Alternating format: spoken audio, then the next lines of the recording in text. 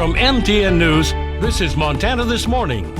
Last night, Gallatin County voters voted to approve a new tax on medical and recreational marijuana. I'll have the action and an update to a possible certification issue coming up. I'm Joe St. George in Washington. It's been nearly a year and a half since the January 6th attack at the Capitol. And while you may have moved on, the select committee investigating that day has not. Tonight, they hold their first public hearing. We break down what to expect next.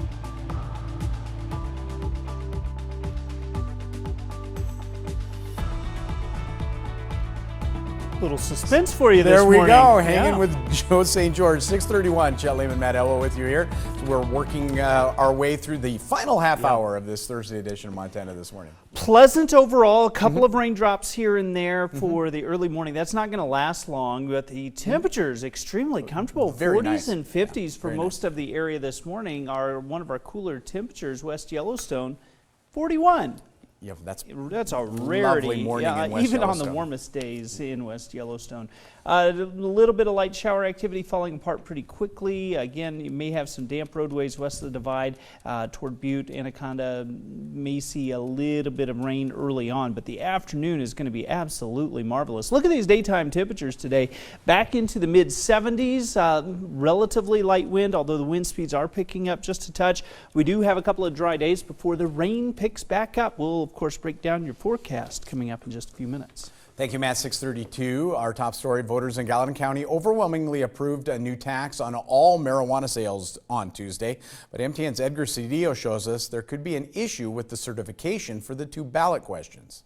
After Gallatin County voters voted to approve a new 3% tax on medical and recreational marijuana, there's still some concern following the vote. It could mean that we'll have to rerun that election. An oversight by Gallatin County Clerk and Recorder Eric Samrod leaves the marijuana question tax in limbo. Statutory notice that was required for that, it's specific to just the marijuana issue, was not published. A notice of election was not posted within the 30 to 45 day time frame before the election was set to take place. I did publish it, I just published it late. On Tuesday, nearly 80% of voters approved the 3% local option sales tax on medical marijuana. That question received more than 19,000 votes in support.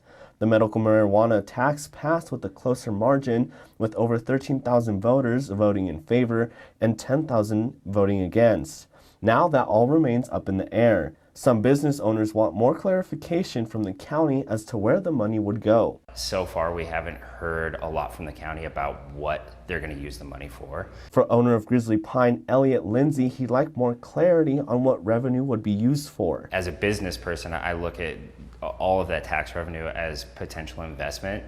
Lindsay says that while the 3% sales tax isn't much, it still adds up when it comes to paying. Incrementally, yeah, we are seeing more customers questioning why is this product so expensive, and a big portion. So what happens next? The question of whether or not the election is void will be decided by the county commission on the June 20th canvass. In Bozeman, Edgar Cedillo, MTN News. Now, Butte voters also approved an additional tax on marijuana. MTN's Caitlin Aguilas explains why at least one mining city business won't be passing that tax along to medical marijuana customers. Voters in Butte-Silver Bow County approved imposing local taxes on recreational and medical marijuana. Staff at dispensaries across Butte were surprised to hear the passage of the tax that would raise prices for customers. At Collective Elevation, staff were frustrated by the tax increase on medical marijuana.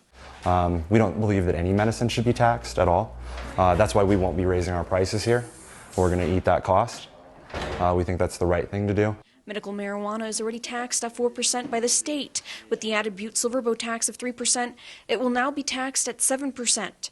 Recreational marijuana is taxed at 20% by the state and will now be taxed the extra 3% to total out at 23%. We don't think that you should be taxing and getting tax revenue on the pain of other people. So we've made that choice. We made that pretty quickly. We are proud to do that. The 3% local option excise tax on recreational marijuana passed with 78% of voters approving the tax and 22% opposed. The 3% city-county tax on medical marijuana passed by a margin of 59% in favor and 41% opposed. In Butte, Caitlin Aguilas, MTN News.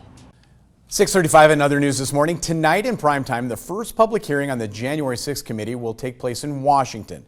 The group was formed last summer after the attack at the Capitol while Congress was trying to certify the 2020 election results. So what can you expect tonight, and will anything new be learned? Our Joe St. George is on Capitol Hill and explains. Does this wall mean anything to you?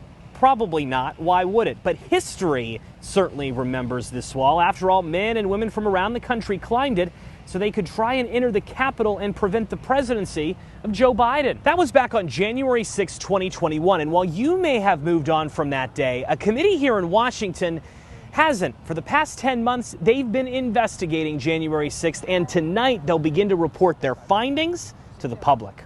So what can you expect in this hearing? By now, the photos and the videos all somewhat look the same, but the committee is promising to release previously unseen material that documents just how terrifying that day was for so many. The previous president of ABC News has been hired to help produce the made-for-television primetime event. As a reminder, that day forced former Vice President Mike Pence to be rushed to a secure location. Speaker Nancy Pelosi was evacuated entirely from the Capitol over safety threats. 4 rioters died in the assault, including Ashley Babbitt, who was shot and killed by Capitol Police when she attempted to enter a secure area. 5 Capitol Police officers died in the days following, too, either from health complications or suicide. The Justice Department has charged close to 900 Americans so far for being involved in some way with January 6th. The hearing is happening behind these committee room doors, and while it will feature some new information, it will largely be a summary of the investigation so far. New testimony will occur tonight from individuals who will say the riot was not as spontaneous as you may have thought, including testimony from a filmmaker who had been following some rioters for weeks prior to January 6th. The committee will also outline their plan for future public hearings, with a final report expected by the group in September. Remember, though, this committee cannot charge anyone. All they can do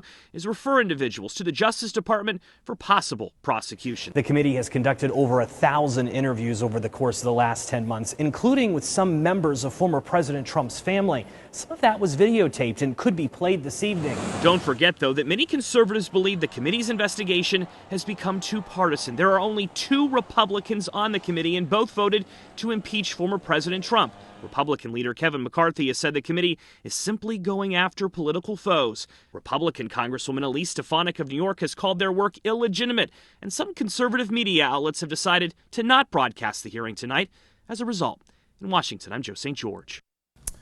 Closer to home now, a story that seems like we haven't reported for a very long time. Yellowstone National Park visitation down significantly over the Memorial Day weekend.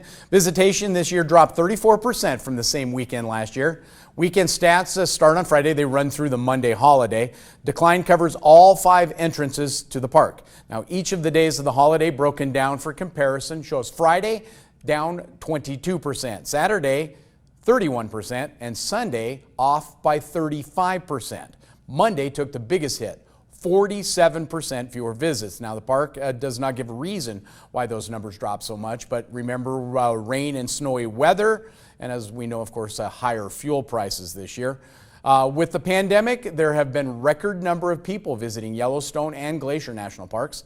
On our website right now, you'll find a link to a video with tips if you plan to visit Yellowstone. It includes the top things to know to have a great time in the park while protecting its resources. Also a reminder, it is the 150th anniversary of Yellowstone as the first national park. That, of course, will bring special programs throughout this year.